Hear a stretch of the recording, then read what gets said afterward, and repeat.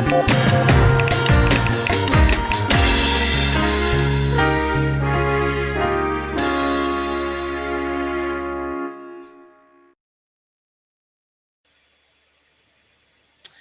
evening, friends and family, and thank you for coming to another night with Repair, Restore, and Grow Black Communities and our weekly podcast behind Black business. And of course, we feel all of our guests are special, but we definitely have a very special guest tonight, Kamm Howard. Known Kamm for a number of years, and Kamm has been fighting for reparations. So we're going to have a conversation with Kamm tonight to get some clarity, on what reparations is and what is going on in that particular area. So Kamm, I want to thank you for taking time out of your busy schedule to fit us in tonight. Thank you for coming. Thank you so much, Denise, for having me. It's a great pleasure. Thank you. Absolutely, absolutely. So, first of all, as you know, Repair, Restore, and Grow Black Communities, we're a private foundation, and we came together to try and do something to help our communities by uplifting our businesses in our communities. So, our main focus is raising dollars to try to help our businesses. And we know that our Black businesses can help circulate those dollars back into our community just by the very nature of their existence, hiring people, spending money with people back into the community, giving other entrepreneurs opportunities. Getting their services from other Black people, mentoring, serving as role models. It's just a natural occurrence that this would happen. So we felt the best thing we could do was try to help our Black businesses. So we have helped Black businesses, Kamm, get websites. We worked very hard to try to keep a frontline bookstore open in Hyde Park.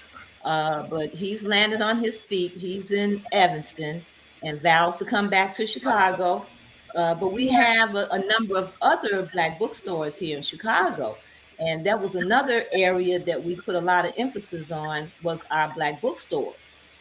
Because that's where our information, that's where our history is, that's where our perspectives are. And we do have a resurgence of Black bookstores here in Chicago. So every month we feature a Black bookstore. This month it is Rose Cafe. She's a young lady. She's actually a special education teacher. Her bookstore is online. So if you go to rosecafe.org, she has an array of books. We do a book giveaway, and we allow the bookstore to select the book. So the book that will be given away for this month is Saving Ruby King by Catherine Adele West, who's a Chicago resident and author. And this is an interesting read about some of the darker issues, some of those things that we don't like to talk about. She's definitely exploring in this read. So one of our subscribers will win this book. And all you have to do is be a subscriber to our Repair, Restore, and Grow Black Communities, and you will become eligible to win this book. We have had over 100 podcasts. We have given many books away because we want people to go to our bookstores and support them. We also, Kamm, have a public policy piece on the table where we want our local schools and libraries to give contracts to our local bookstores. And as I say every week, this is not something unheard of. This happens in other municipalities.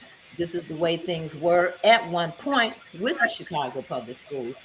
And we had Brother Yoel on our podcast, and he made the statement that our bookstores have just got 10% of the contracts from the local schools that would have kept many of our bookstores afloat.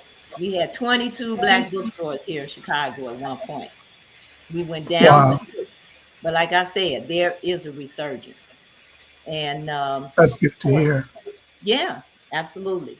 And of course, what you're doing and what you're talking about with reparations, this all plays into this. It's all very important. Absolutely. So we want you to support our bookstores. You can go to our well, you can go to change.org, uh, save Black bookstores in Chicago at change.org and sign a petition. We have a petition that's being signed as we go forward to try to address this. Our directory, our Black directory for Chicago is right around the corner. So definitely be looking out for that. So those are my comments and different things that we want to talk about before we get started. And so let's talk about reparations. You know, um, when I talk to people about reparations, Cam, a lot of people think, no, we're not going to ever get reparations. People have different ideas about what we should get. Some people say, I just want my money. Some people say we need land, you know. Um, and so just help our audience to understand reparations better by, first of all, giving us a definition of reparations. So thank you so much, Denise, and Hmm. you're doing great work. Especially around we need African literature in the minds, in the hands and minds of African people, Hmm. and they're not going to get it off Amazon unless they really search it. You have to get it That's out of right. our neighborhoods, bookstores. That's where we feed our consciousness into becoming a race people. Because we live in a global system where race dominates, not just white supremacy, but other supremacists, Hmm. as well. Uh, how they consider themselves racially or even ethnically. Uh, Everyone seems to be for themselves, and we're kind of thrown all around. And a lot of it because of our state of consciousness that has been deformed, if you will, certainly impacted negatively by 400 years of crimes committed against our people in this country. And so part of our repair has to be our African minds, and that's going to come through uh, being introduced to and uh, inculcating the type of information that our Black authors are Hmm. writing. So you're doing great work. Definitely is Thank you. part of restoring and repairing our Black communities. And we deal with the Absolutely. bookstores. So yeah, big ups to that. So reparations, there's a lot of different definitions for reparations. Um, when I was in Cobra, I was in Cobra for 16 years, still a lifetime member, but I'm no longer active with the organization. We in Cobra define reparations as the process of repairing, healing, and restoring people who were injured due to their group identity in violation of their fundamental human rights by a government, corporation, institution, or individual. So in that definition, and that's a lot, and there's some more basic definitions that I'll share as well. But in that definition, it talks about group harms and group human rights. This is not just done to individuals. Here in America, they don't look at group harms unless it's a class action. And then there's, rules and things around that. But looking at group harms, especially when it comes to an ethnicity, uh, they want to stay away from that. And so we have to go outside of civil rights. But reparations is particularly targeted toward a group of people. And that group of people were people of African descent in this country. Our basic human rights were violated.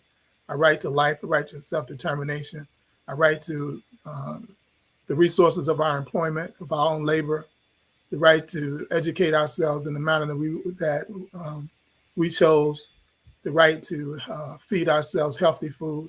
All these things were denied us and forcefully taken from us and withheld from us during the period of enslavement and in the period of Jim Crow, and still today in this neo-apartheid period that we live in. There's still food deserts, and there's still denial of economic employment rights, denial of housing rights, denial of self-determination. So we see the quest for repair is not just during enslavement. You know, Mhm. uh, talking about that definition, talking about the denial of fundamental human rights. We talk about crimes against humanity. We use the term crimes against humanity now when we talk about reparations, because America tries to say that what happened in enslavement was America's original sin. It was some immoral act, and so they can. There's no real obligation to repair an immoral act. Um, Now, internationally, if you use international law, there's an obligation, a legal obligation to repair immoral acts, but that hasn't found its way to America yet. But there is a legal obligation to repair or redress illegal acts, criminal acts.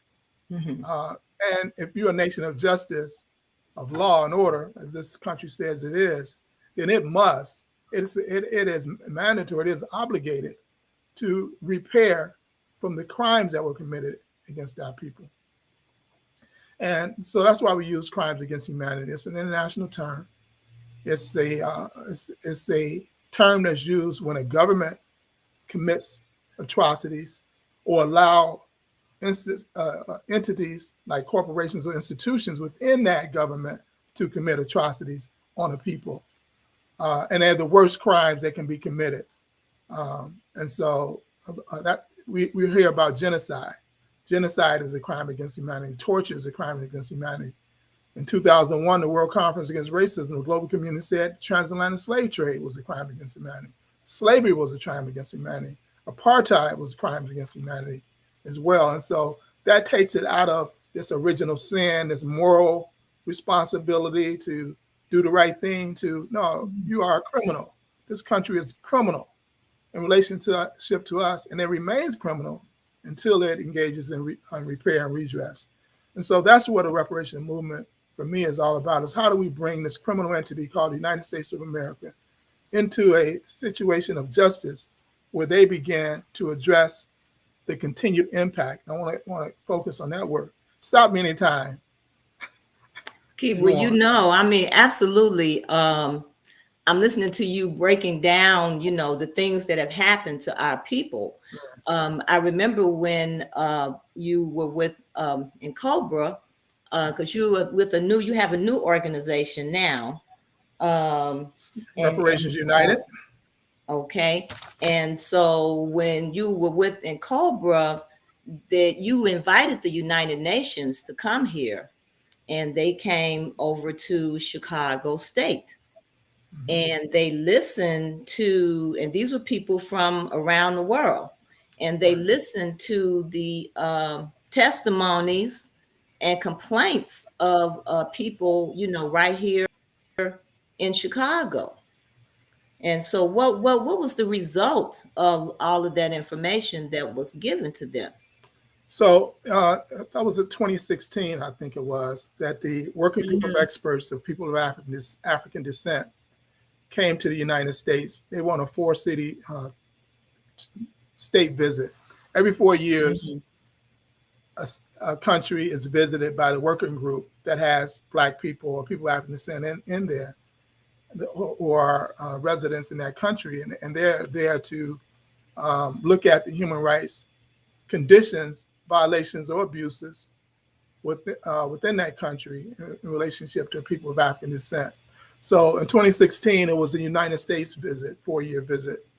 And so brother named J.R. Fleming, myself, Sister Pat Hill, and others, we were primarily the and brother Phil Jackson, the Black Star Project, Dr. Ivor Carruthers, Mhm. Samuel DeWitt Proctor Conference. It was about 5 or 6 of us. I may have left off one. But we were the core group of organizers to host their visit here in Chicago.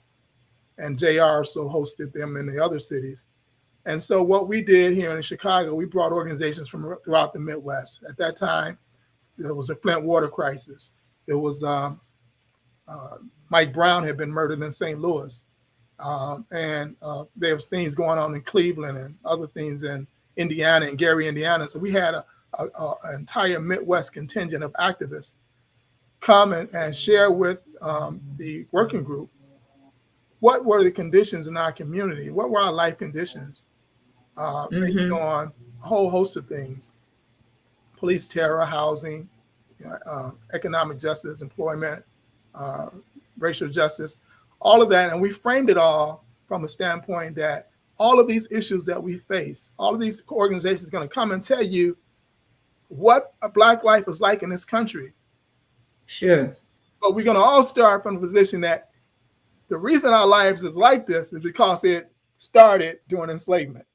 What you see today in these areas of Mm-hmm. food deserts and economic environmental injustice and all that, which all of that is part and parcel of a long history of crimes that this country has committed, Sure. and this continue. What we're seeing is the continued impact of those crimes.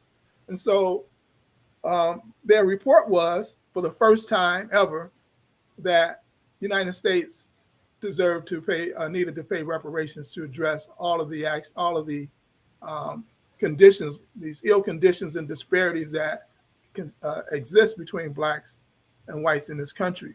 That was major.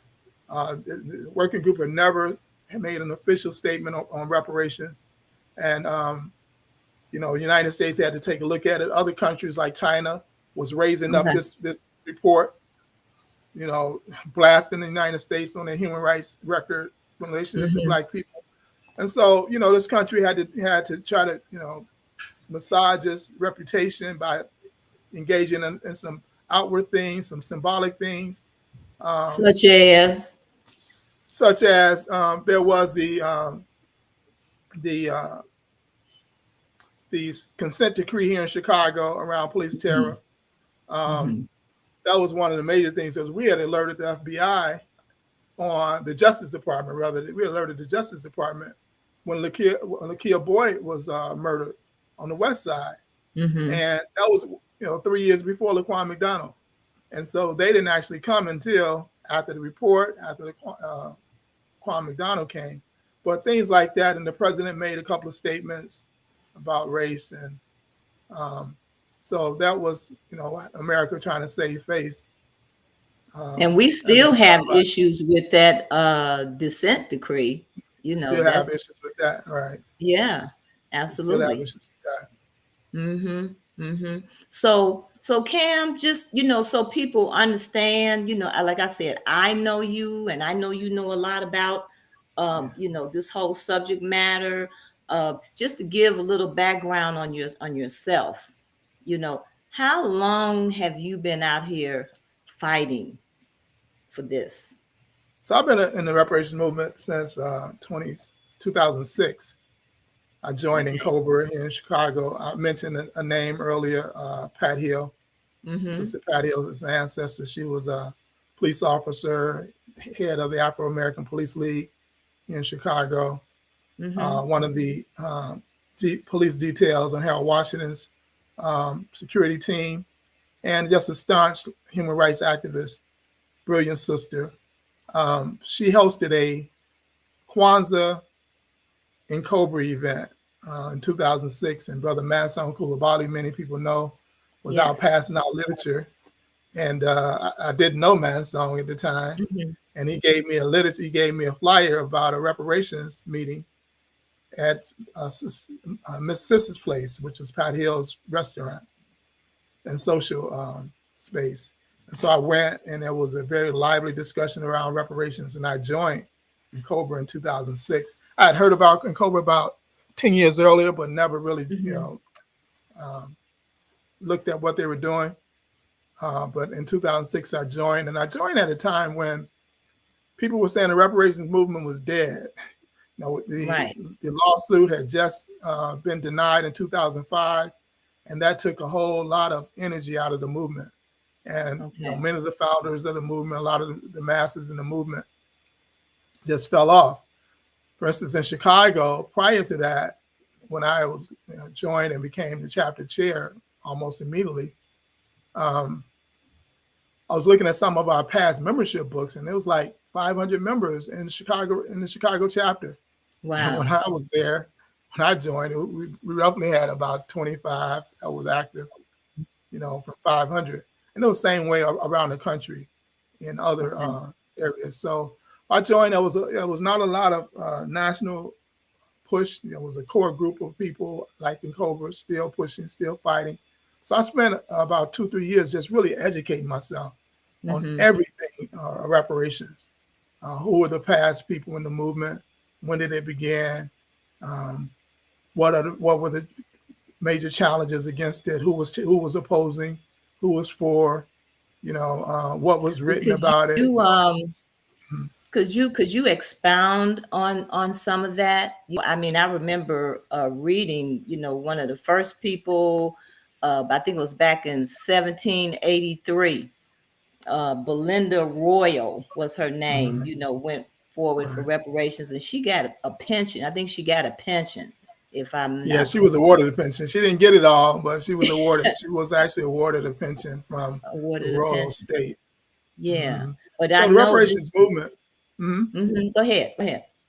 So I consider the reparations movement starting the minute we got off the ship, Mm-hmm. because reparations is about restoring our humanity.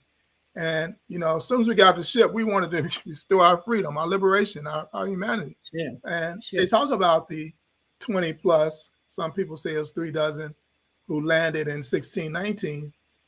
And there's been a lot written. There's actually a lot of information written about that first ship because it started an international storm. Almost, it started wars in Spain and Britain as well as uh, in America because that ship was pirated. So there's a lot of documentation around. Actually, it was 3 ships around those ships um, and the people. And within 2 years, almost half of them were written out of history because they ran. They you know Mm-hmm. they ran in and joined the Native Americans. Man, they weren't trying to Okay. have that. Being enslaved. Okay. And so Mm-hmm. that was really for me the first act of reparations. It was us self-liberating ourselves, from Okay. the crimes of enslavement. But in the 1600s and 1700s, there was organized efforts. Paul Coffey and his brother actually filed a petition in Boston before Sister Belinda Mm-hmm. Royale. They were denied probably about 10 years or so before, and she was successful. Callie Howe started in the early 1900s the first mass movement for reparations in this country, the Ex-Slave Mutual Pension and Bounty Association, where she was fighting to get pensions for uh, ex-enslaved, formerly enslaved Africans. You know, Mm-hmm. these people worked people all of their productive lives, and then we were so-called free. And you had people who were 70, 80, 90 years old. They couldn't work anymore. They couldn't produce. How were they going Mm-hmm. to take care of themselves? Their families had been split. They were, just seniors, you know, who on the plantation they had little menial jobs, looking after the Sure. children, what we do with our seniors, and they was fed and they were part of a network. But after enslavement, that was demolished.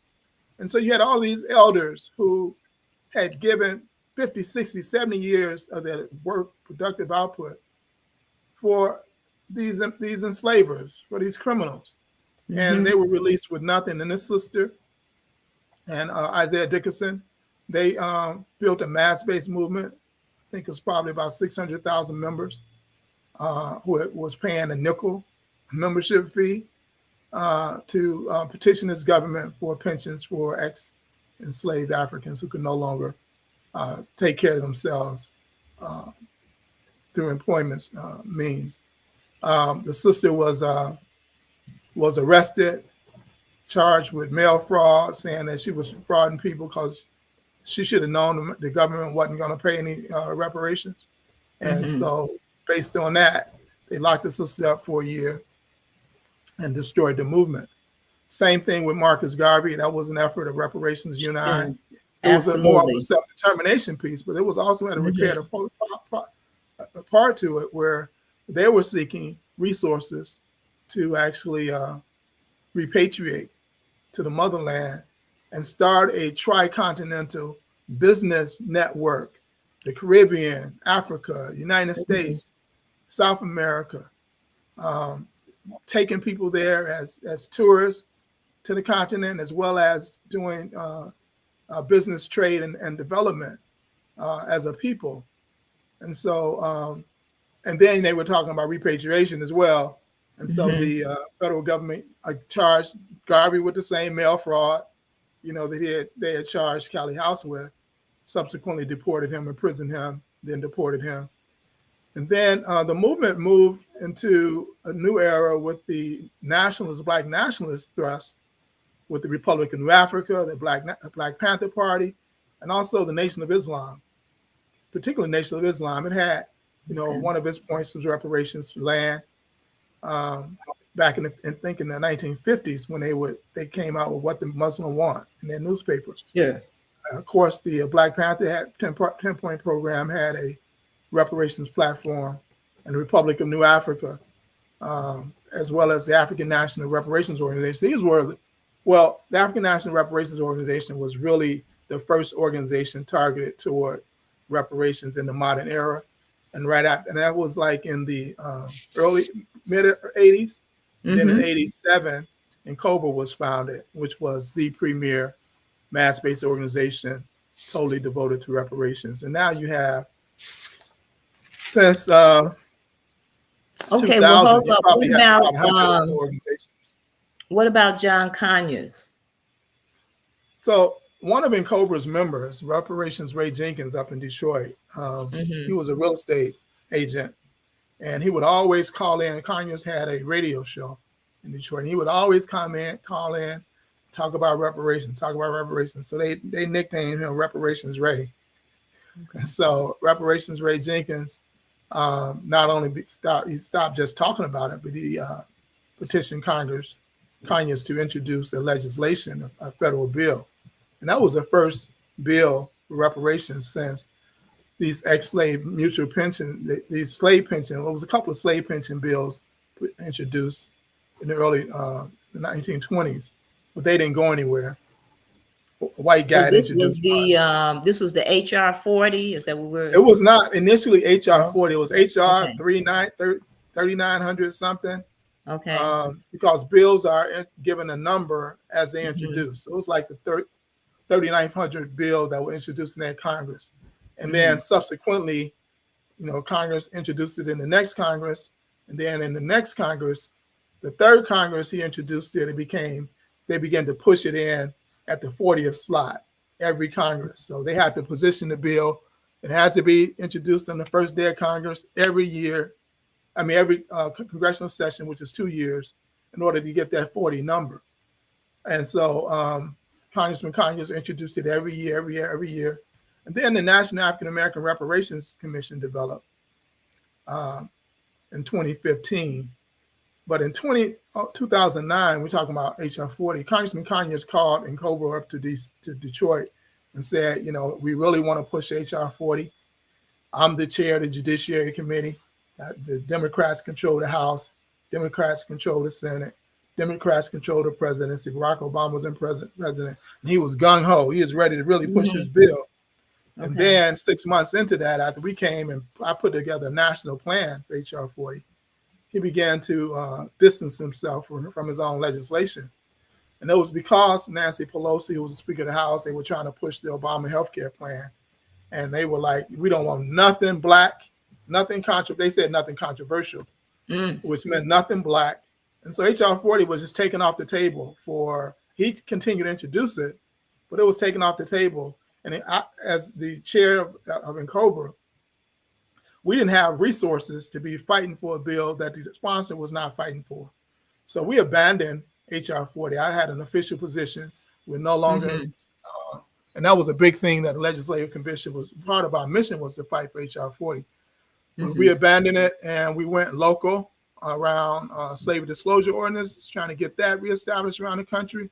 And then NARC was created. And at the first NARC meeting in 2015, HR 40 came up.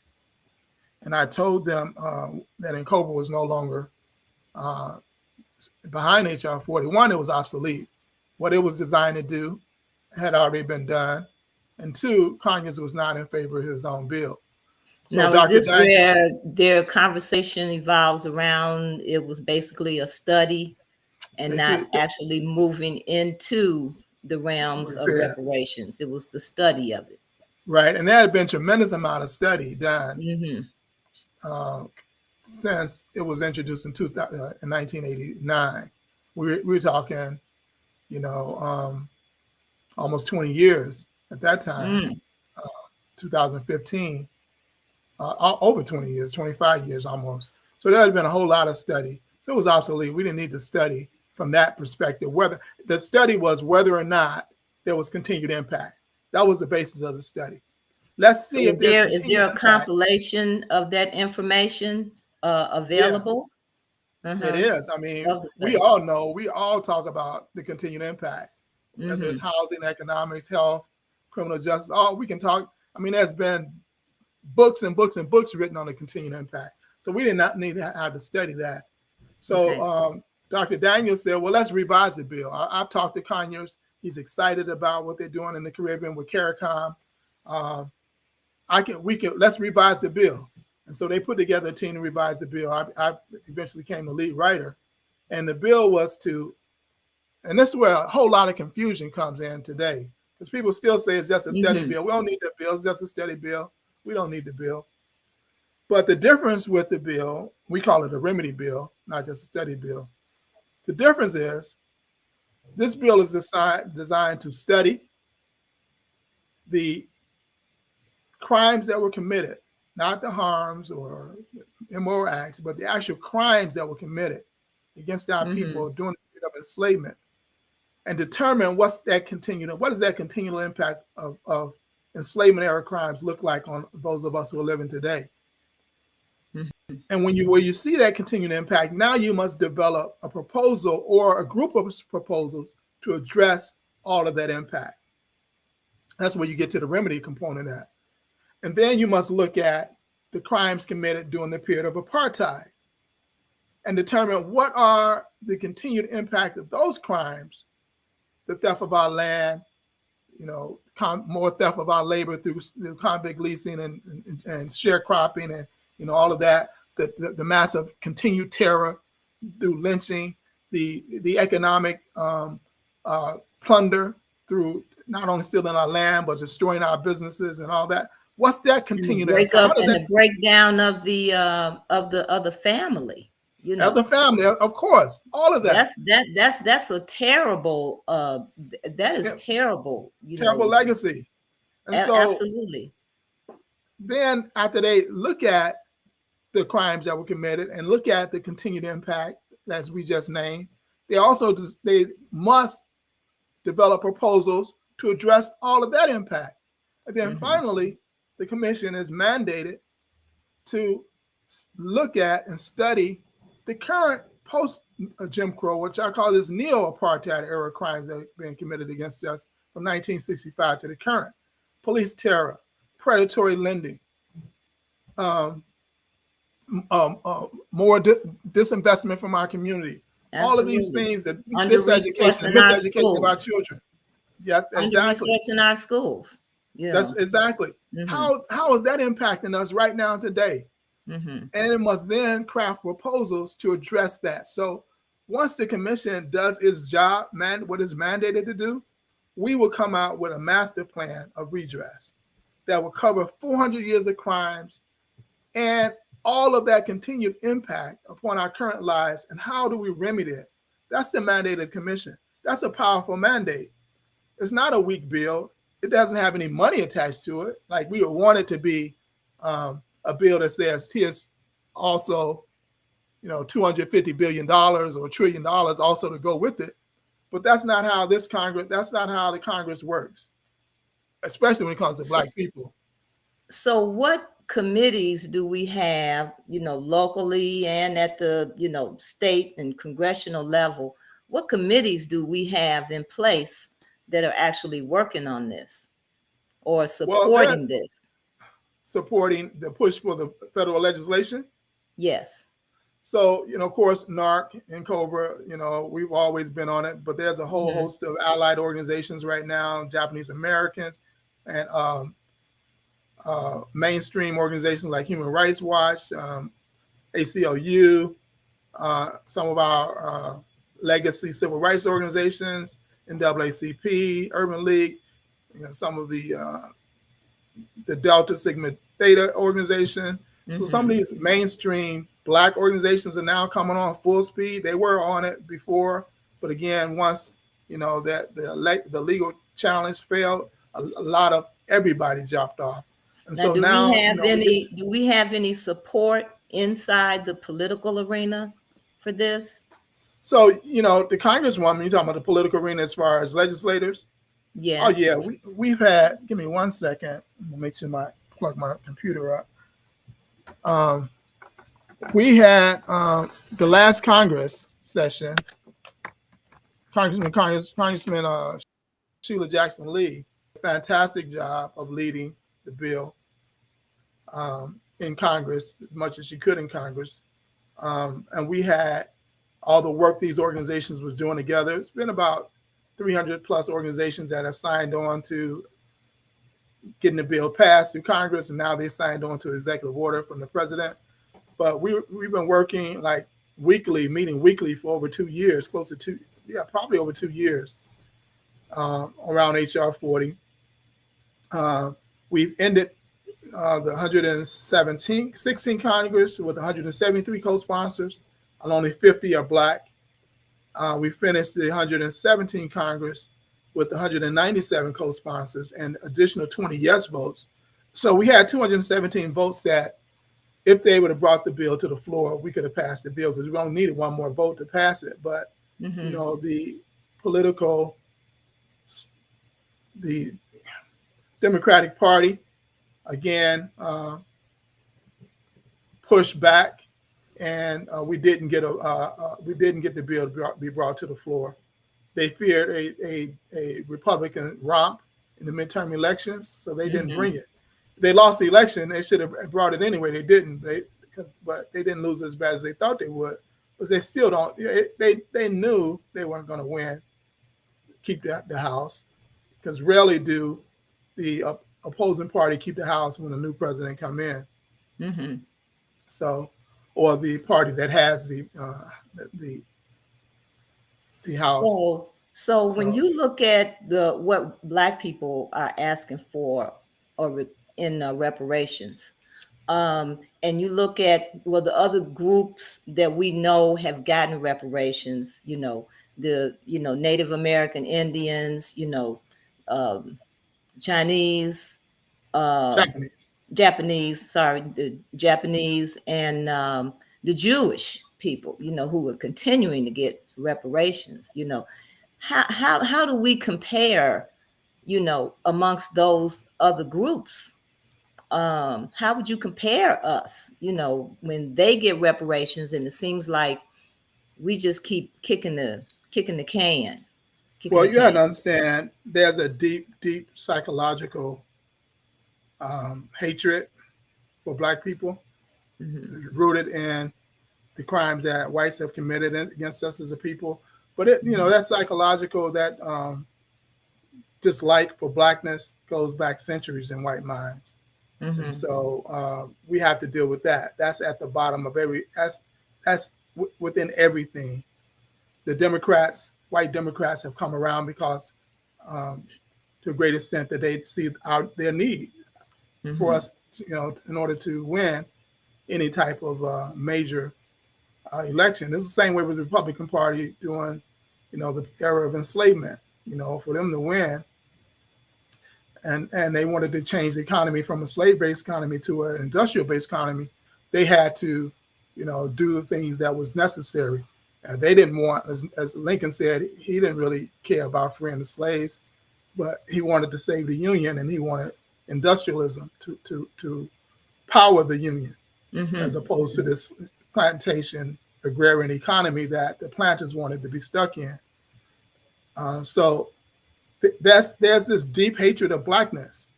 And so what you saw with the Jews, white people don't like white people. So you saw with the Jews what they did to the Jews, but Hmm. they were white, Hmm. and they were coming out of a major war where white people were decimating each other.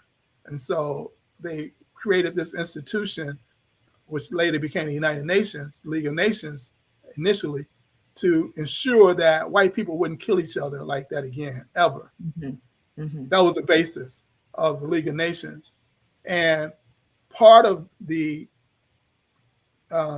effort of the League of Nations was to right the wrongs that the Germans had done, because now they're this super legal, moral organization, legal political organization. And so that's how that Jewish reparations came. But they're white people. The indigenous people, they are our people. They are our nations.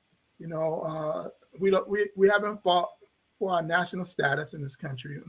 Most people are not aware that America is a multinational corporate country. It's not just Mhm. the United States of America. There are multiple nations. There are over 300 Native American legally recognized nations within America.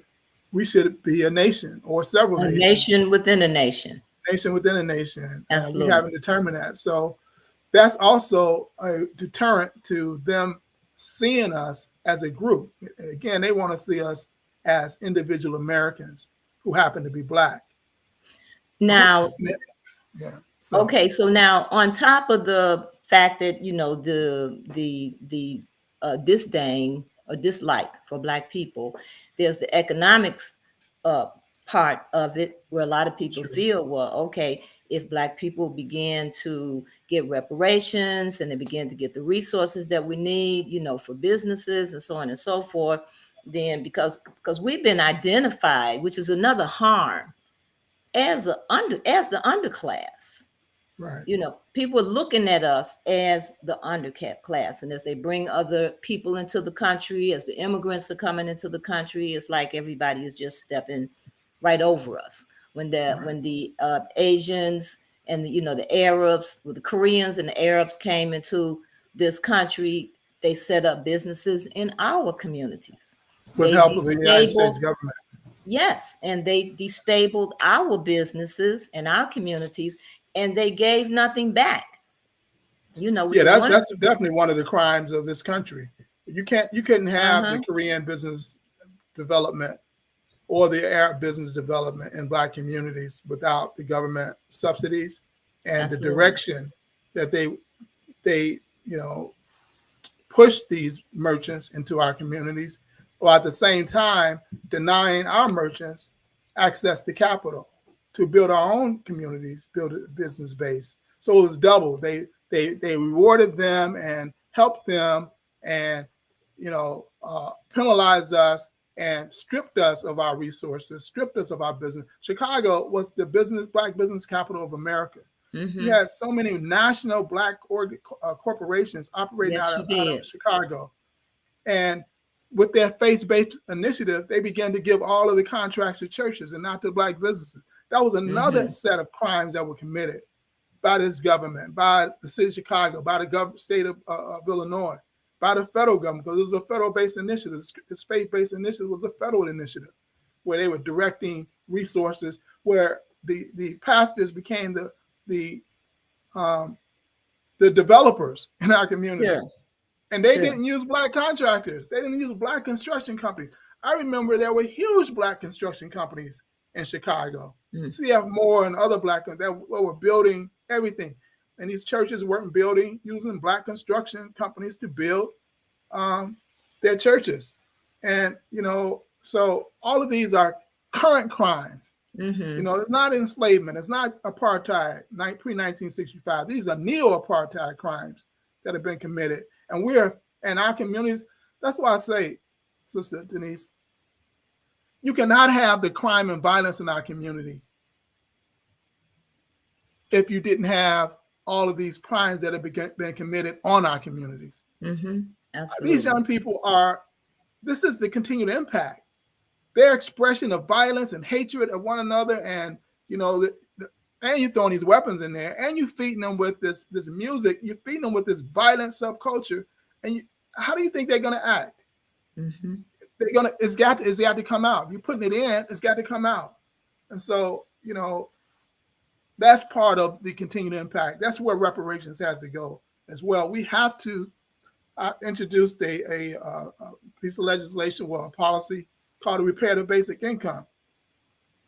These young people, primarily men, who are engaged in all this violence, they are locked into the informal economy. They don't have GEDs, most of them. If you don't have a GED, you're not getting a good paying job. At most, you're going to get McDonald's. And they don't even want you without a GED. So they're locked out of employment. They're locked out of any vision of respectability, any vision of uh, a normal life. They're in survival mode every day. And they're young now, and they're going to carry that survival mentality to their 25, to their 35, to their 45, 55, 65. There's nothing that's targeted to insert in this reality. And it's not in Chicago, just in Chicago, it's all around the country. In 2001, there was record all level over the violence in country. every city in America. And so the same thing is happening in every Black community, where our young people are now exhibiting 400 years of continued terror and at least for the last 60 years, where Black men have been pushed out of labor force and pushed into the informal economy. This is what is fueling the violence, and it's going to continue until there's an intentional effort to remove these, to shift these young brothers from the informal economy to the formal economy. There are millions of jobs that's going to come down the pipe through the Build Back Better and the infrastructure bill. Our brothers are not ready for them. Not ready. Not ready. Right. We have a 2-year period. That's why we say we need to repair the basic income. Get these young brothers. And they're not ready at a lot of different levels. Like as you mentioned, the educational piece, the Right. emotional trauma, that they have experienced. And so, there's a lot of things that have to be in place when you're going to be ready to do something like that. And that's why we say, give them a reparative basic income, give them a guaranteed basic income for 2 years. They have to be enrolled in trauma, parenting, GED, vocational class. They have to be enrolled in something that is building them toward being productive. And as long as they're enrolled in that, and they have 2 years to get this income, it takes them out of survival mode, and it gives them an incentive to move their lives toward a path of respectability. But as long as there's no incentive for them to do that, they got to eat now, and they're going to eat, and they know one way to eat, and that's with the gun or some other hustle. That's what they're going to do. Remove that necessity to take care of your basic needs, food, shelter, and clothing. Remove that from them for a period, as long as they're engaged in these remedial type of programs. And it's about 6 or 7 different areas that they can be engaged in. But as long as they're engaged in there, and that's an intentional effort on the part of the abusers, the criminals who created this reality. That's an intentional effort to move these young people from Red to Malcolm X, So it's like the other part of this is, when we get reparations, how do we protect it? Because what happens is you talk about putting programs on the table to try to help. Though those programs end up evolving around our people's demise, and people end up writing books, making careers, out of dealing with our problems. So, there's no motivation to get rid of the problem. You keep creating problems and you keep making money around it. And so where does it, once you start to making this repair, how do we protect it? I feel like we should be a protected class of people. Sure. Because right now, when you look in the public schools, the last thing that I heard, I'm not sure if this is 100% correct, but I'm sure it's in the vicinity. I'm looking at the percentage of whites, blacks, and Hispanics in the public schools. And the Hispanics are like in the 40%. And we're 20 something, and white people are 11%.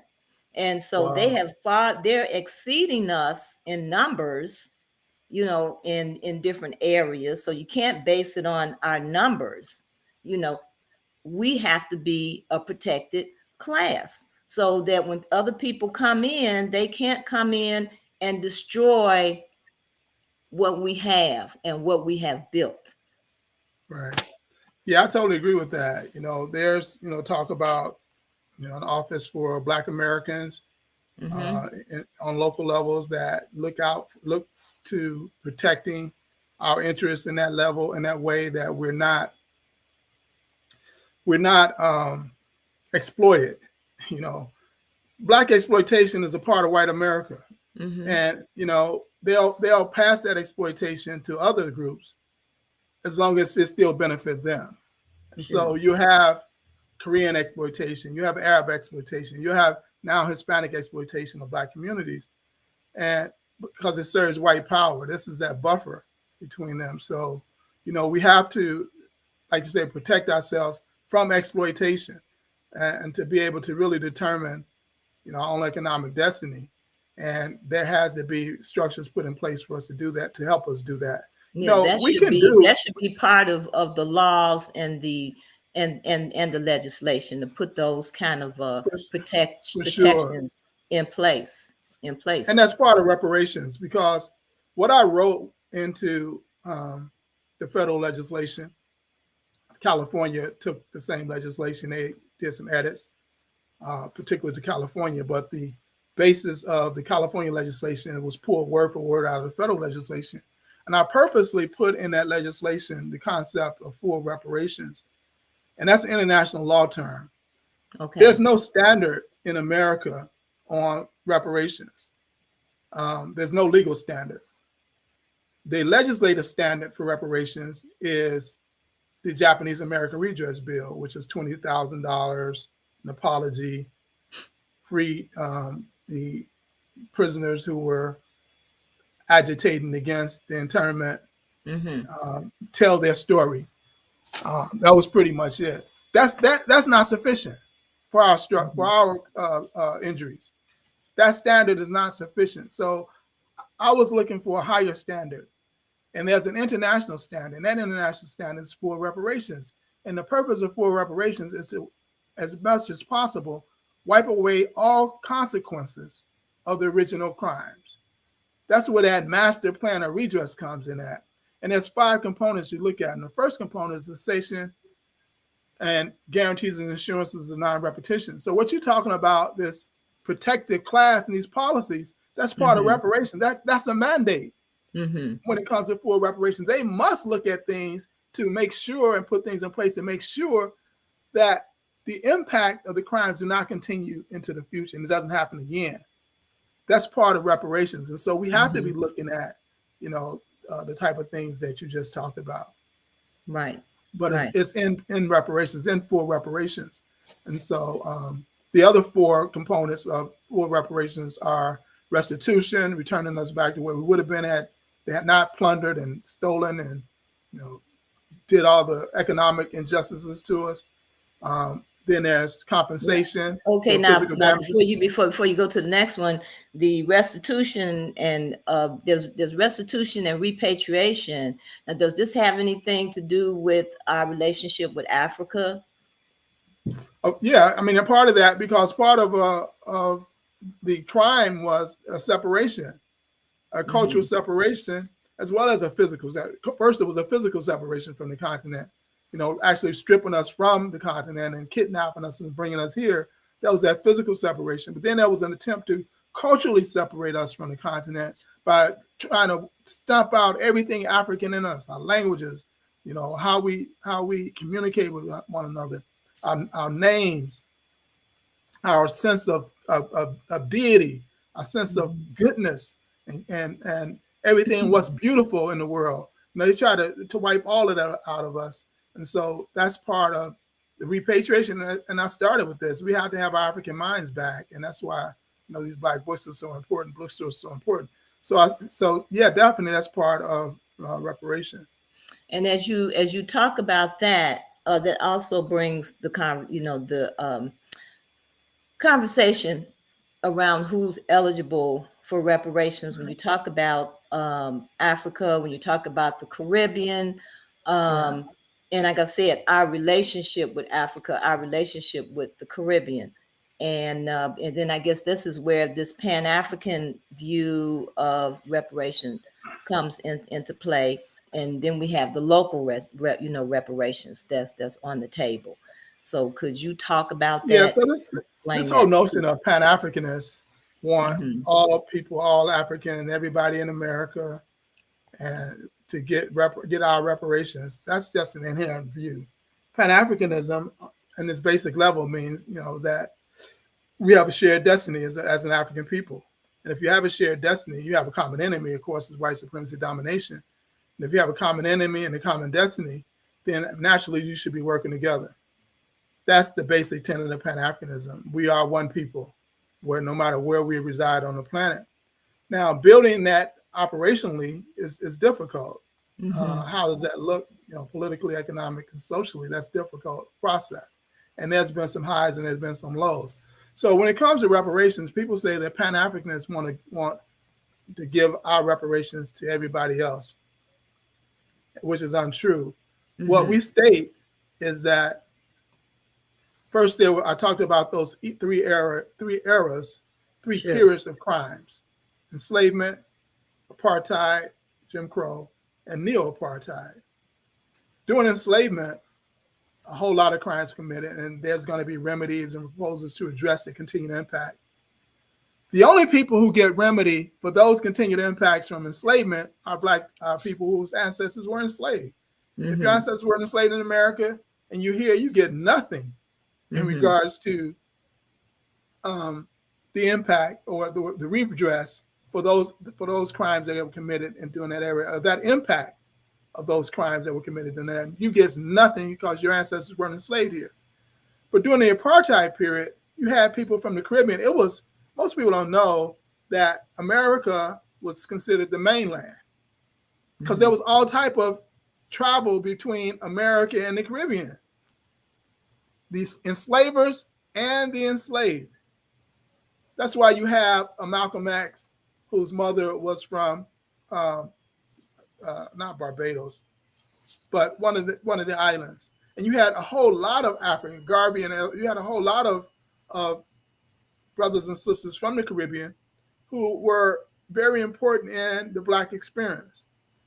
So if you were here from the Caribbean or even from the continent, there was few people from the continent during apartheid. There was some, but if you were here during that era of crimes that were committed against us, and you're third generation or second generation, and you can show impact from those crimes that were committed, then you deserve to be repaired because you were injured in America. Mm-hmm. But you still don't get no repair for enslavement era crimes. Mm-hmm. That's a total separate pot of Okay. reparations. That's the major part of reparations. But if Okay. you can show that, one of your like Malcolm's father or his mother Was from the from the Caribbean yes. was forced into a mental home. Her children was taken from her. Every one Mm-hmm. of Malcolm's children carried that impact. Mm-hmm. Every one of them, every one of his grandchildren and his great grandchildren who live in the day carry that impact of their great grandmother being forced into a mental home, left. No one knew where she was, and her husband, who was ran over by a streetcar and cut in half. Yes. So they carried that legacy. Do they not get repair from that trauma, that continued impact because their mother came from the islands? Mm-hmm. It doesn't make any sense. We're not saying that everyone in the islands get reparations from America, but if you were here during a period of criminality and we have reparative resources for that particular impact, and you've been impacted by that, you should get redress. And then you move to this current era of criminality, the Mm-hmm. neo-apartheid era. Now you have 2 to 10%, I don't know what it is, of immigrant Africans in Black America. 2 to 10%. Now, I talked about predatory lending. where if you were black, you were given a subprime loan, and you were more, and they knew you were going to default, and you lost all your equity you put in this home, and you lost your wealth. They didn't care whether or not you were from Jamaica or Kenya or Mississippi. You were Mm-hmm. black, and you were targeted toward this loan, and they knew it was going to strip your wealth. It was calculated plunder. If there's a reparation remedy for the plunder of predatory lending, it doesn't matter if you're continental. What matters was, were you here and did you buy a house under that system of crime? Mm-hmm. If you were here and you bought a house under that system of crime, you should be redressed. You get no redress for enslavement era crimes. You get no redress for apartheid era crimes because you weren't here. You only get redress for crimes in which you suffered an impact because you were here in this country. If America harms you, my position as a Pan-Africanist, if America harms you in America, then you should be redressed in America from America's crimes they committed against you. But well, yeah, when they created this new city here in mm-hmm, Chicago, this new city Americans, mm-hmm. and The it's for Office of New immigrants. Americans, the Office of Office New of New Americans, yeah, Americans. It's mm-hmm. for immigrants. So Right. does that understanding includes, people It from the includes continental Caribbean, Africa. people from It does, Africa? and the Caribbean, it does Mm-hmm. include them. And so that's a whole nother issue. Mm-hmm. That's not reparations for crimes committed. So reparations is Mm-hmm. for the impact. How do you reverse or compensate for or target resources to address the impact of a crime that was committed against you? The Office of New Americans say, you're an immigrant, you need to be lifted up, and we're going to help you. They did that to all of their immigrants. They Mm-hmm. did that to all these European immigrants that came over during World War I and World War II. They've always, say we're a country of immigrants. And so, that's a struggle that we had to fight. We fight it every century, it seems. And this one we have to fight now, that we are here. We're a national minority. What we call, on international law, we would be considered a national minority, meaning that we were here at the time that this country was started, and we were instrumental in the building of this country. Our labor built this country. We were here before many of these immigrants, even European immigrants, came. Our ancestors were here. As a national minority, there are protections that we're supposed to have, but we haven't fought for them because we're not Mm-hmm. fighting for our group identity to be recognized. We're fighting for to be better treated civilly in America as a citizen of America, who has civil rights, as opposed to a national body that has human rights as a group. Well, when they create organizations like that, and you include, people from the continent, when our brothers and sisters from the Caribbean, it has a tendency to kind of create a wedge, because you see That's them getting purposeful. benefits that you're not getting, That's and they purposeful. tend That's the to, divide and conquer. right, and they tend to have their businesses in our communities, and so it's like, here we are, another level of Another usury, level of on top exploitation. of, on top of what you mentioned with the faith base, still Right, going on. And so that whole, right, I think, conversation around usury, right, really needs to right. be brought to fore, that It's we really can no around longer, exploitation. The that's really right, we question is can no longer be exploitation. exploited. You know, That's right. are you exploiting our community? And if so, Hmm. I don't care who you are, black, white, Asian, whatever, that has to stop, and you got to go. We haven't Hmm. built the power to, Right. we Or built you it in the have 60s. to, or you have to give back. If you're benefiting from our community, you have responsibility to give back. Of course, benefiting is benefiting that you should give back. Exploitation must stop. So what we have Yes. now is exploitation, even from African Hmm. uh, immigrants in our communities. They exploit in our community. They don't like us. Many of them don't like us, and they tolerate us. So that's a level of Hmm. exploitation. You haven't built part. You haven't become part of a community. If you do business in the community, You must become part of the community. And so Mm-hmm. we're not seeing that with any of these foreign businesses. And sometimes you're not even seeing it with black businesses. So there's exploitation that we must see, and we must recognize, we must identify it as exploitation from Okay. all of these groups, and we must have a systemic plan to address it. So where is your organization now? And, where are you? At what point are you at now in terms of? So Uh, Reparations United, we have. I'm sorry. Go ahead. Go So ahead. Reparations United, we're on right now we're doing a national tour called the Reparations Unity Tour. Uh, we believe that we will not win on the federal level with all of these contending voices, all this opposition. People, see somebody do something great, they like that's not reparations, and they get all, you know, terrible about it. Calling names and all that. We're not going to win. You know, divide and conquer. We're doing it to ourselves now. Some Mm-hmm. people say even that has some white folks' hand in it, but certainly this division uh, will not allow us to see a victory. And so my goal is to go around the country and say, unity is the only way.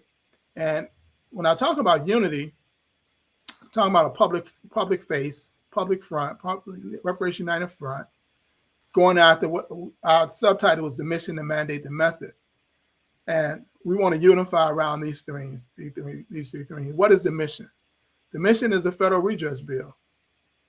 We only have one that's been introduced in the last 30 plus years, and that's been HR 40. Now it's a remedy bill, and it's designed to produce this master plan of redress, which is the mandate. So the mission is, can we all work toward getting this federal redress bill passed through an Mm-hmm. executive order, pushing Biden to do it, because it's not going to happen in Congress. And if we don't do it now, it probably will never happen. So let's center on that mission. We don't have to work do the same stuff. We don't have to work together. We just all working toward that mission to take place. You don't have to say anything good about me. I don't have to say anything good about you.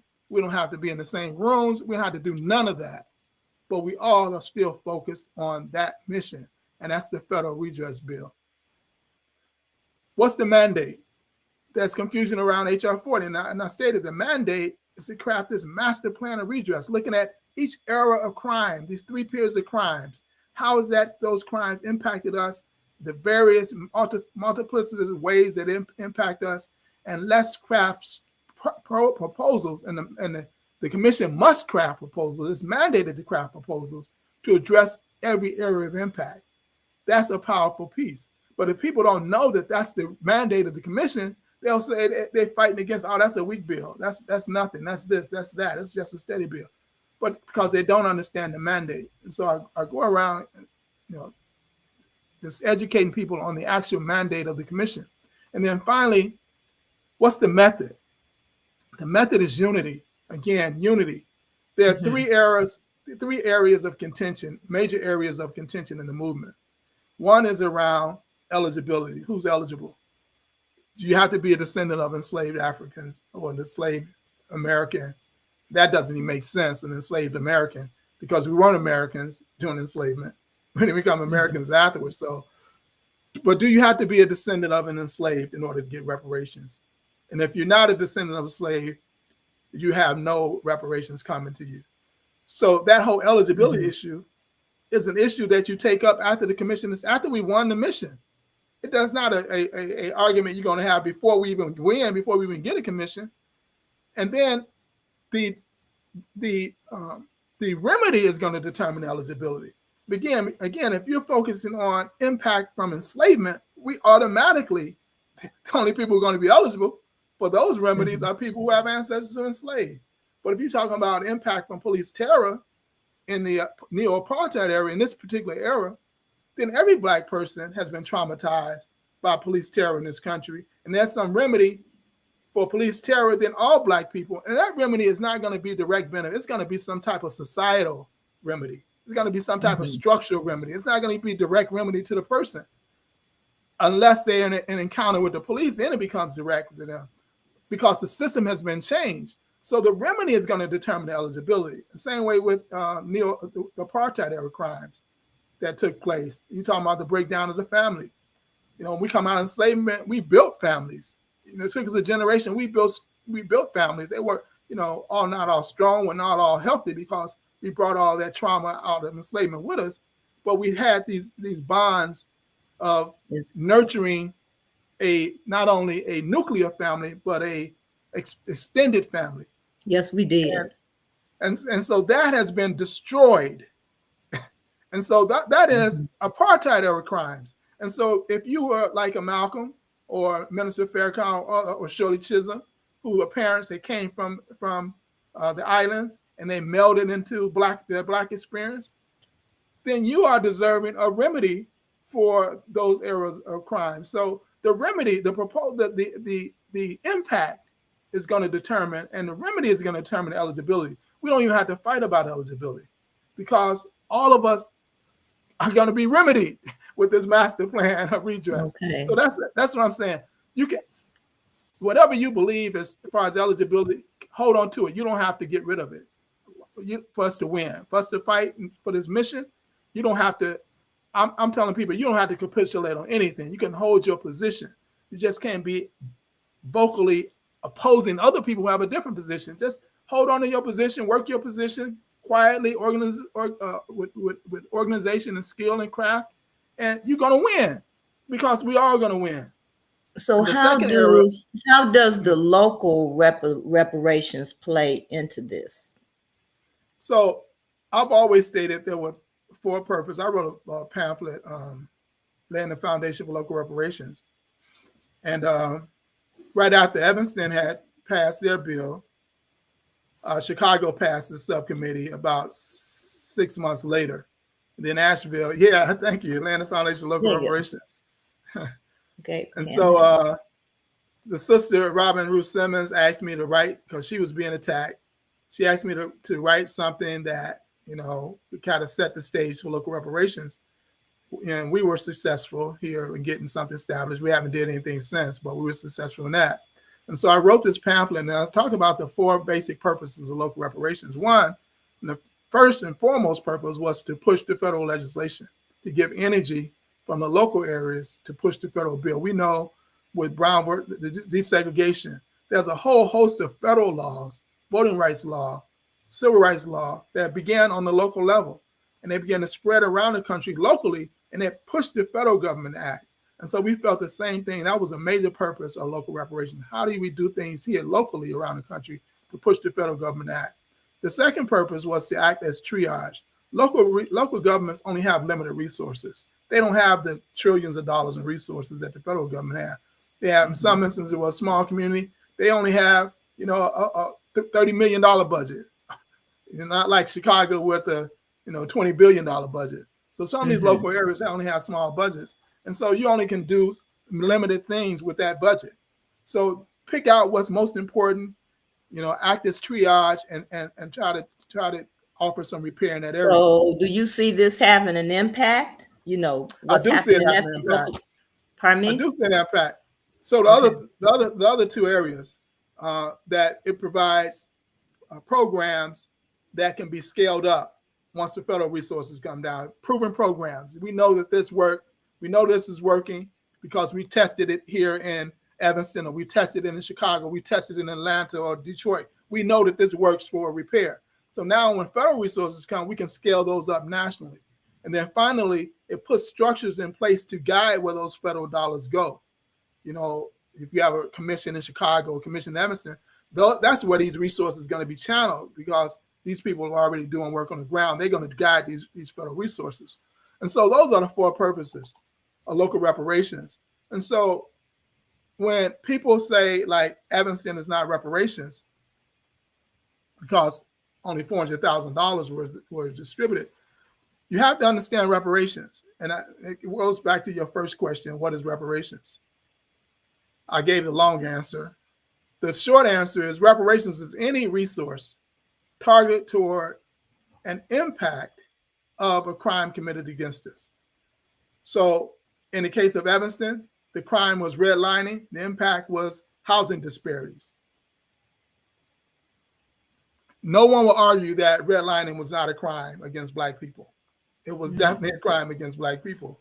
And the impact of that is that fewer Black folks have houses. That's a clear impact of that public policy, criminal policy that the government of Evanston engaged in.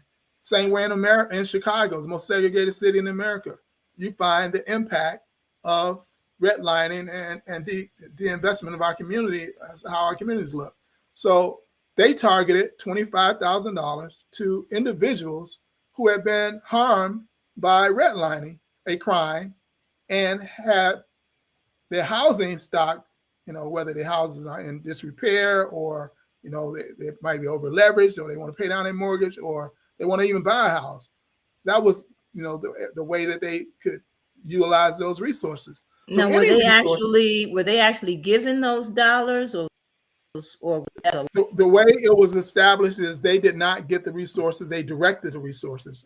I want this done in my house. I hired a contractor. I want this done in my house. They're going to do my kitchen. They're going to do my roof. Going to do my whatever that is. They submit the proposal to okay? the bank, and the bank distributes. If in case of Okay, a mortgage, here's my mortgage company.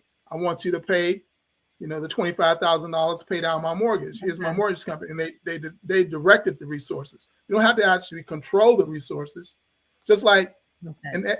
in the education reparative initiative. If we getting free education, we don't have to have the money to pay the tuition. Just direct the tuition to be paid. Mm-hmm. It's still reparations. So a lot of these arguments are really like false arguments. The goal of Evanston was to increase wealth.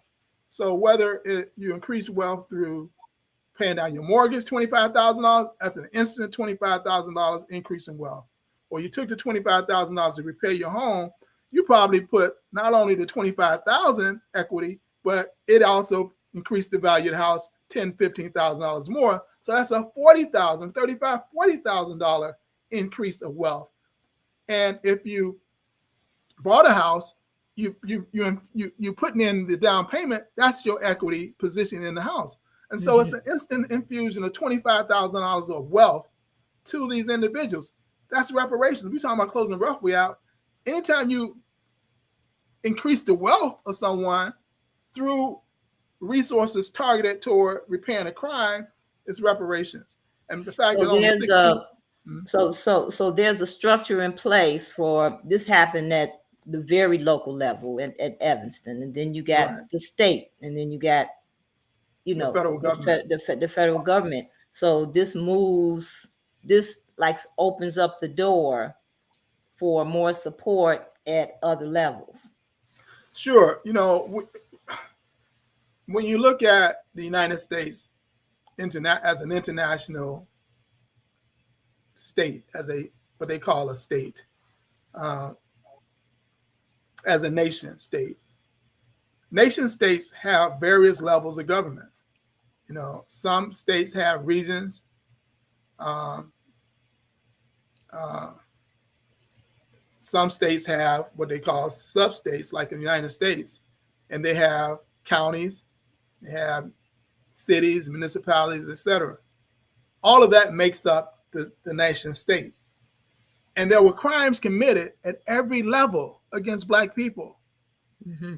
And so for you to say that the crimes that the city of Chicago committed, like the torture and the destruction of the Black Panther Party and the murder of Chairman Fred and all those other crimes they committed against our people, that because they're not the federal government, they don't owe any repair. No, they committed the crimes. They committed the crimes right here on the state level. The Cook County State's Attorney, Edward Hanrahan, part of the criminal element that murdered Chairman Fred and destroyed a powerful self-determining movement within the city of Chicago. It wasn't just a murder of Chairman Fred. He murdered our ability. They murdered our ability to self-determine, which was extremely important for us as a people. We haven't developed that back in Chicago yet.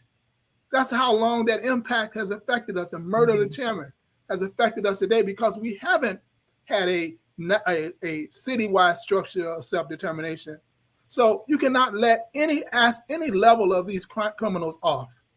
Okay. I talk about Alabama in the 1800s, late 1800s. 83% of the state budget was built on convict leasing. 83% of all the money that came into the state was built on locking up black people for no crimes, giving them life, giving them 30, 40, 50 years for stealing a watermelon. They said a watermelon. It could have been a potato, but they want to say a watermelon because, they got these things about black people and watermelon. But petty Mm-hmm. theft, they were giving them 20, 30 years of hard labor to the point where the state, 80+% of the state's income was from that illegal system, that criminal system. You can't say that Alabama is not obligated to engage in repair against the black people in Alabama. It must only come from the federal government. No, you created the crimes against our people. You are obligated to redress them. I don't care what level of government is, state, county, city, county, state, or federal. They're all So, guilty. so what people need to be understanding is getting it from the state level does not uh, uh, it does not give the people at the federal level an opportunity to absolve themselves from this problem. Exactly, and not even at the city level, because Mm-hmm. the state of California did it now.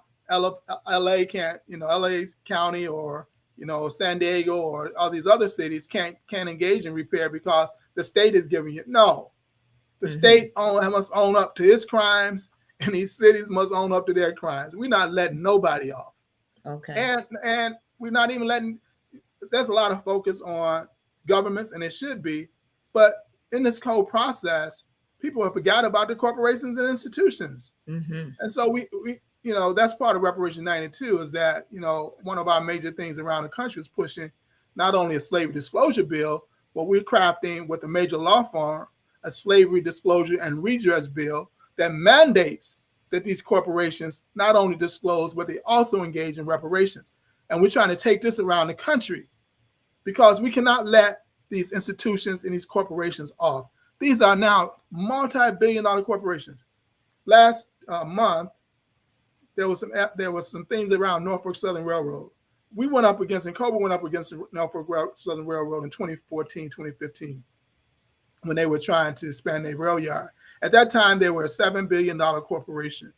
2 months after the city sold the land to them, bogusly, after we opposed it, we wanted reparations.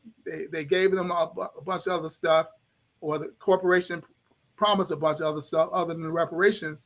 But 2 months afterward, their stock went from $77 a share to $114 a share. They went from a $7 billion corporation to an $11 billion corporation in 2 Wow. months.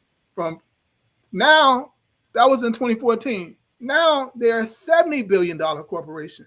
Mm-hmm. $70 billion, and we got absolutely nothing. And they're continuing to exploit and murder our people with the poisonous lead that they're putting in the air, with these diesel equipments that they're expanding further and further into the residential areas of our communities. And so we cannot let them off the hook either. And so, Okay. yeah, Well, I have just two more questions. I'll be short on those. Here in Chicago, what's happening with we have a city council. Do we still have a reparations committee on that There's city still a council? reparations city. So the city council has various committees. One of the committees is the Health and Human Services Committee. And in the Health and Human Service Committee is a subcommittee on reparations. On reparations. We Okay. fought for and got passed a commission on reparations. Mm-hmm. And Lori Lightfoot, the outgoing mayor, pulled a fast one on us. Mm-hmm. At that hearing, when it came time for them to vote on the commission, the camera went out, and this was during COVID. Mm-hmm. It was a video meeting. Mm-hmm. And so when it came time to vote, after I had one person give testimony about the genocide taking place in Chicago. I had an elder white gentleman talk about the plunder of Black Chicagoans during the contract buying scheme, $3 billion in today's money stolen from our community within the 20-year period, plundered through the economic crimes of this city. Then I talked about the apartheid era, the apartheid that exists in Chicago right now. We still live under apartheid. It's just a new form of apartheid. When you look at apartheid, it means separate development. We're still developed separately in this city, in every area. And it's getting worse. And it's getting worse because Yes, you it is. cannot deny resources and and think things are going to get better. So I gave testimony about the apartheid. I looked at genocide, plunder, apartheid. I wrote that in the book too. Every city can look at the genocide that's taking place in their community. They can look at the plunder, economic plunder from their communities, and they can look at the apartheid. Anytime you see disparity, you see evidence of apartheid. So when we finish, all of the aldermen in the subcommittee voted yes to a $20 million reparations commission. But their vote, the cameras went out, so their vote was not seen. That was purposeful by this mayor, this outgoing mayor. She's a criminal, because anytime you have the power to redress crimes that have been committed, and you delay or block the redress of those crimes, you are still criminal. You've aided and abetted the continuation of a crime. She's criminal to our community in the city. Well, one of the things I recently heard, the aldermen are getting together, and they're trying to create that dynamic where it's supposed to be weak mayor, strong city council. They're asking for more committees. And so maybe this will be a time we see who gets to be mayor this time. But I think the aldermen are organizing to see, so they're in a position to have more say so, about what happens. Well, in this case, the alderman had to say so. He didn't have to capitulate, because when the vote was wiped out, they came back 3 days later, pulled the ordinance, the resolution for a commission, and inserted a resolution for a subcommittee within the city council. Oh, the commission was a 20 body of community members, aldermen, and a combination. The commission, and it was funded, and they pulled that and stuck in there a subcommittee with no funds, nothing. So even though the vote went out, all they had to do is come back and take a live revote on the same issue, but they substituted. And that's so if you have strong mayor, strong alderman, weak mayor, but if you got weak aldermen, it don't matter. If you got weak aldermen in these committees with strong aldermen, it doesn't matter. It doesn't matter. Okay. So, well, Kamm, this has been very enlightening information, and I appreciate you coming on. What should people be doing now? Those people that are interested, in reparations and wanting us to get reparations as people, what should people be doing? Well, we have to find a way to lessen the contention. First, educate yourself about, reparations. Don't jump into any particular camp with the ideological, whatever, strands of these different camps. I think we should be pushing the mission, which is the federal redress bill, and that we should be working locally wherever we at to, push local reparations, because these resources can be targeted within a short amount of time, 9 months, a year and a half. Well, federal resources is going to take 2, 3, 4 years before they actually come down. So, we're at a time where reparations is not something, a pipe dream is actually taking place, is actually happening. California is going to produce this report, this list of proposals on June 30th. They're going to drop that. They have an uphill fight to get them funded. Same way with the federal bill. If it's introduced, we then have to fight to get the programs, projects, and proposals funded. So there's a lot of work. It's a lot more work that has to be done, and we're not going to win with disunity. The only way we're going to win is unity, and we don't have to agree Absolutely. on everything. Like I said, That's right. you can keep whatever eligibility. You can hold on to that. You can win with that. We can win with we say we want it tiered.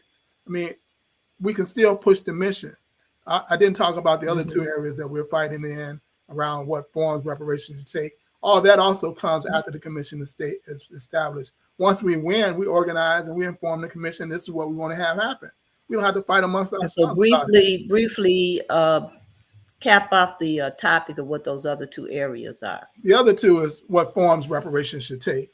Some people say it should only be Mm-hmm. cash. Some people say it should be land. It should be repatriation. It should be all these Yes. other things. But people who are against these other areas are really loud and saying, no, it's only cash.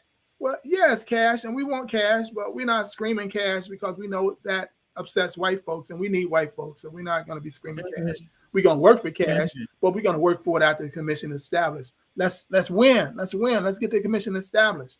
You don't have to deviate from what you want reparations to be, but it makes no sense to scream about it now, and it hurts us from getting the commission established and our mission established. So you don't have to stop. You don't have to change. You don't have to come over to the other side. Keep your position, but you have to quell it so we can win and get the commission established. And the final area is around identity, what we call ourselves. People want to call themselves American descendants of slavery. People want to call themselves descendants of Africans enslaved in the United States, freedmen, foundational Black Americans, African American, It doesn't matter what we call Doesn't ourselves. matter. You Doesn't can matter. hold on to that. You don't have to call yourself what I'm a revolutionary Black nationalist, but you don't have to call yourself what I call myself. And I don't have to call myself what you call it. I can respect how you self-define. Please respect how I self-define. And I'm not out there saying how I self-define, because the commission, the bill is entitled "The Commission to Study and Develop Reparation Proposals for African Americans Act." All of us are included. No matter what we call ourselves, we're all included in that bill. So why are we fighting about what we call ourselves? These three areas: eligibility, forms reparation take, and identity, they have no place in public discussion, as loud as it is, as antagonistic as it is. And if we think we're going to win, we're not going to win. So Okay. So how can people follow you and your organization and what you're doing and you support can go to you? reparationsunited.org. Mm-hmm. Reparationsunited.org. That's S on reparationsunited.org. Leave your information there. I can be contacted at Kamm@reparationsunited.org, and help us come to your city. If you're not in Chicago, help us come to your city. We have some resources that we can share with you if you want to take upon that task of hosting us, and help us get this message that the mission is the federal redress bill. The mandate is for a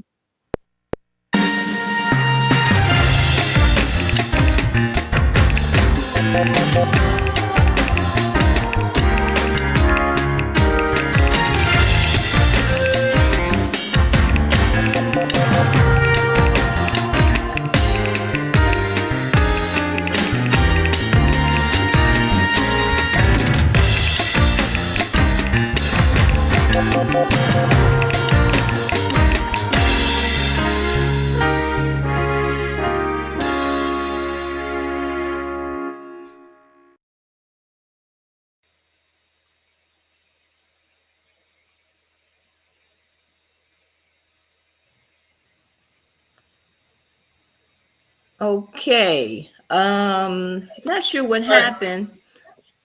You sure you want to? No, I do not want to stop the recording. So we could just end it. We're gonna end it here. Somehow we had a little blunder here, but yeah, we want people to follow you and what you're doing, so they can learn more about reparations. People are starting to get it, whatever level it's at. So the door is being opened, and but we have to all put in the work.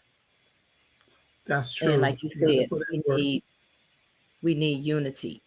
We need unity. That's what's going to be important. And so that's what I'm happy to hear. And so, Kamm, I want to thank you for coming tonight. I want to thank you for being a part of this forum, and definitely support, what you're doing. And so, family, we've been listening to Kamm Howard, and Kamm has been out here fighting for reparations, and he's given us a lot of good information. And so we all have to get involved. We all have to come together. We ask that you support Black businesses, support our Black bookstores, support our Black banks, Southside Community Federal Credit Union here in Chicago, that's been here for over 20 something years, giving loans, car loans, personal loans, mortgage loans, trying to help the people in the community. And the way banks are able to make money is when you make deposits. So please support Black businesses, because when you support Black businesses, those dollars find a way back to you. That's very important. And as we talk about reparations, supporting our Black businesses is going to be even more important as we get those resources. Right? Absolutely. Absolutely. All right. Okay. So thank you for coming tonight, and we'll My see you pleasure. next My week. pleasure. Thank you, Denise. All right.